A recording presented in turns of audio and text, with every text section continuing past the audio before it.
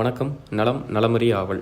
இன்று விடுமுறையை ஒட்டி எம்ஜிஆர் படம் மாதிரி பிளாக் அண்ட் ஒயிட்ல ரெடியாகி எகிரி குதிச்சு நான் எக்ஸசைஸ் பண்றதை பார்த்து நம்ம சகோதரனுக்கும் அந்த வியாதி ஒட்டிக்கிச்சு. 2 பேரும் வண்டி எடுத்துட்டு வாகனம் போற போக்குல ஒரு உரையாடலை போட்டுட்டே பந்தய சாலை வழியா பயணம் பண்ணி நாங்க படிச்ச பள்ளிக்கூடத்தை பார்த்து பூரிச்சு போய் அப்படியே பாலத்து மேல ஏறி பறக்க பார்த்துக்கிட்டே திரும்ப வீட்டுக்கு வந்துட்டோம். ஊரை தானே சுத்தின, ஏதோ ஊருக்கே உழைச்சு போட்ட மாதிரி வந்து ஒய்யாரமா படுத்துட்டு வெறும் 5 நிமிஷத்துல எந்திரிச்சிருவேன்.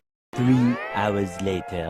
சங்கீத ஸ்வரங்கள் ஏழே கணக்கா இன்னும் இருக்கா என்னமோ மயக்கம். இதாடாவும் 5 நிமிஷம்.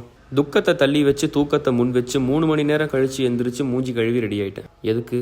சும்மா இருக்கதான். ஏன்னா இன்னைக்கு எனக்கு ஓய்வு. அது சரி. இந்த நாளை வீணாக்காம இந்த மசாஜ் பண்ற கருவியை பயன்படுத்தி உடம்ப நல்லா வருடியாச்சு.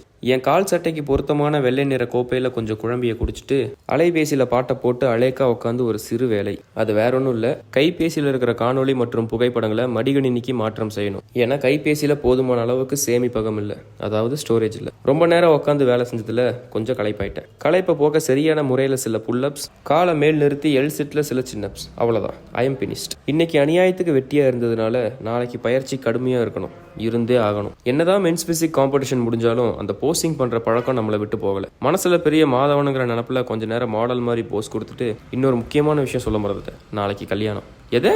பதறாதீங்க, எனக்கு இல்ல, ரிலேட்டிவ்க்கு. அதுக்கான உடைய போட்டு ஒத்திகை பார்த்துட்டு ஒரு பழத்தை சாப்பிட்டு சமத்தா படுத்து தூங்கிட்டேன்.